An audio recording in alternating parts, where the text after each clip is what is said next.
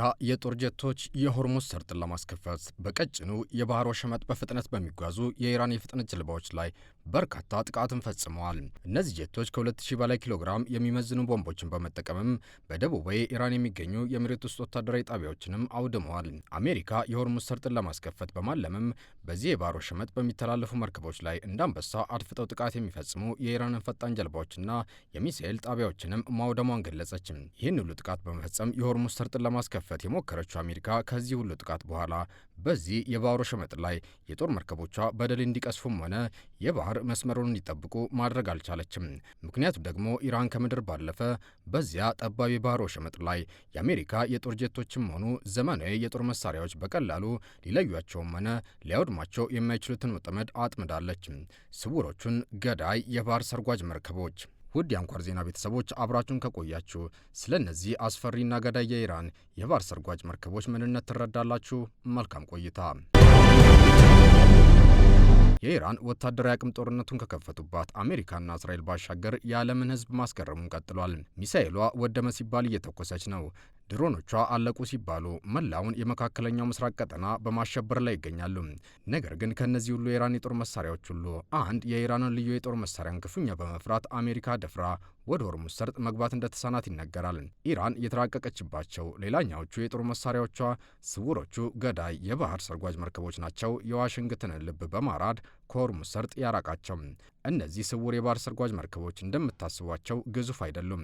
ይልቁንም ዲዛይን የተደረጉት ጥልቀት በሌለውና በጨለማ በተዋጠው የፋርስ ባህረ ሰላጤ ውሃ ላይ አድፍጠው ጥቃት እንዲፈጽሙ ነው። ኢራን ጋዲር ማጀት የተሰኙና እስከ 10 የሚደርሱ እነዚህ የባህር ሰርጓጅ መርከቦች እንዳሏት ይነገራል። እነዚህ መርከቦች ከመደበኛዎቹ የባህር ሰርጓጅ መርከቦች ጋር ሲነጻጸሩ ኢሚንት ናቸው።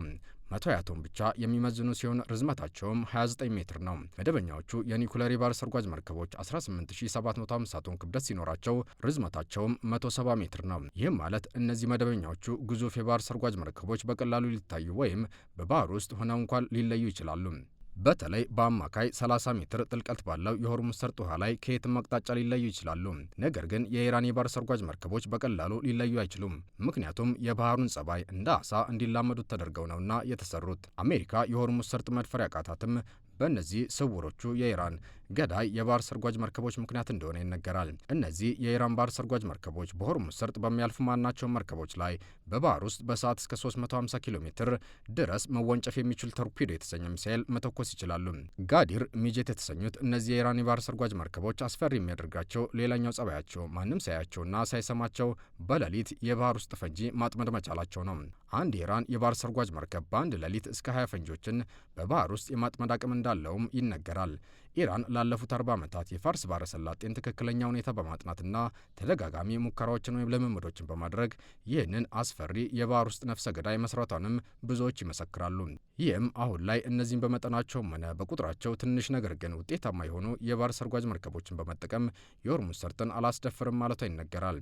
እነዚህ የባህር ሰርጓጅ መርከብ ሌላም ስራ መስራት ይችላሉ። አጥፍቶ ጠፊም ናቸው። ኢራን ይህ የባህር ሰርጓጅ መርከብ የክብደቱን ግማሽ ያህል የሚሆነውንና እስከ 600 ቶን የሚመዝነውን ፋታ የተሰኘውን የባህር ውስጥ ሚሳኤል በመሸከም የአጥፍቶ ጠፊ አገልግሎት እንዲኖረውም አድርጋለች። ኢራን ከነዚህ ጋዲር ሚጀት ከተሰኙት የባህር ሰርጓጅ መርከቦች ጋር ተመሳሳይ ሞዴል ያላቸው እንዲሁም ተለቅ ያሉ የባህር ሰርጓጅ መርከቦች እንዳሏት ይነገራል።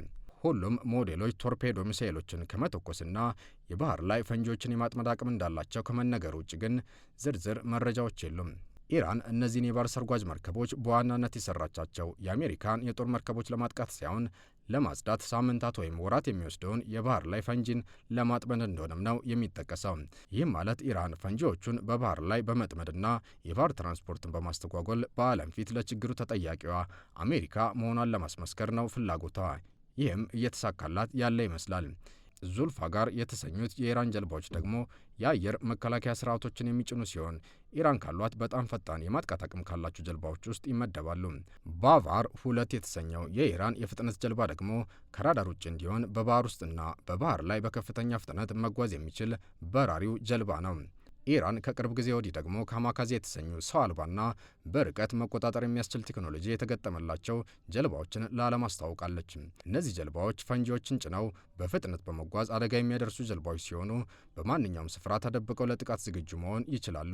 አሜሪካ እነዚህን ጀልባዎች አብዛኛዎቹን ማውደሟን ብትገልጽም እነዚህ ጀልባዎች ካላቸው መጠን አንጻር በተለያዩ ስፍራዎች ሊደበቁ ስለሚችሉ ሙሉ ለሙሉ ማውደም እንደማይቻል ይጠቀሳል። ለዛሬው አበቃን። መልካም ጊዜ ተመኘንላችሁ።